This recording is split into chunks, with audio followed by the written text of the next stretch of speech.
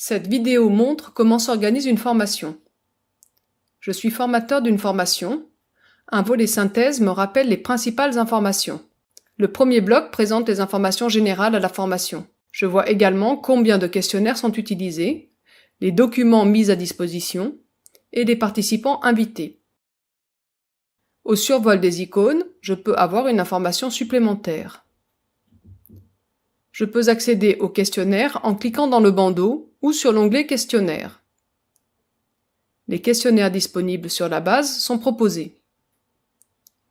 Les questionnaires peuvent être déplacés, certains pour les mettre en accès libre. Dans ce cas, les participants les verront dès le départ, comme test en accès libre, et pourront les passer autant de fois qu'ils le souhaitent. D'autres peuvent être gardés pour plus tard. Je peux les ordonner en fonction du déroulement de ma formation. Je peux soumettre un questionnaire.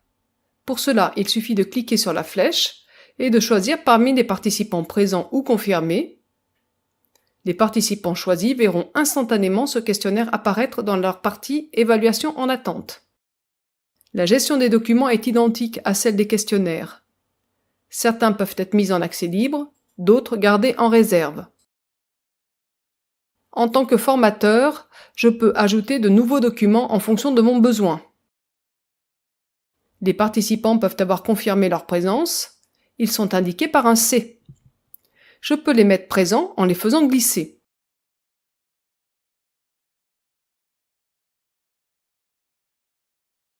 Les résultats présentent les résultats de tous les participants pour les évaluations envoyées pendant la formation.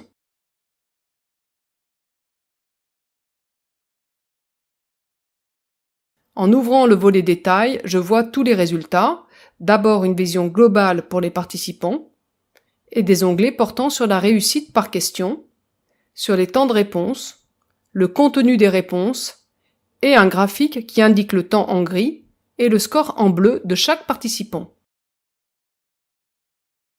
L'onglet Bilan présente une synthèse par participant. Je peux voir la progression sur les tests et les évaluations passées. Par exemple, Amélie Borgeson a passé 2 tests en accès libre et 7 évaluations sur les 14 reçus. En ouvrant le volet Détails, je retrouve l'ensemble des résultats. L'onglet Progression présente les résultats obtenus par Amélie pour les questions posées durant la formation. Cela me permet de voir quelles sont les notions à cibler.